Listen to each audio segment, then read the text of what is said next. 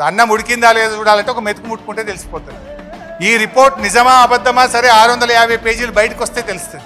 నిన్న వాళ్ళు చెప్పిన దాని ప్రకారంగా అది నిజమే అనుకుంటే నేను 3 ఆధారాలు కుండ బద్దలు కొట్టినట్టు చెప్పిన కదా. క్యాబినెట్ అప్రూవల్ లేదు అంటే ఉన్నది అని మూపోడు జవాబు ఇచ్చినాం. నిపుణుల కమిటీ పక్కకు పెట్టినరు అంటే ఆ నిపుణుల కమిటీ అఫిడవిట్ రూపములో కమిషన్కే సమాధానం చెప్పింది.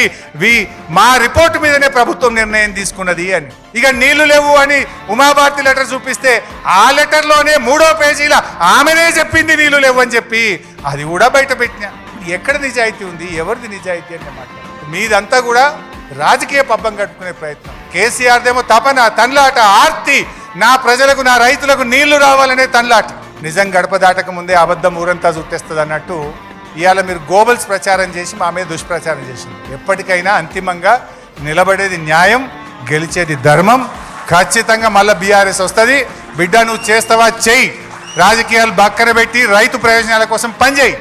లేదన్నా మళ్ళీ వచ్చిన తర్వాత మేము కొద్ది నెలల లోపలనే రీస్టార్ట్ చేస్తాం, రైతాంగానికి నీళ్ళు ఇస్తాం, కాళేశ్వరం తెలంగాణకు వరప్రదాయిని అని రుజువు చేసి చూపిస్తామని చెప్పి మనవి చేస్తూ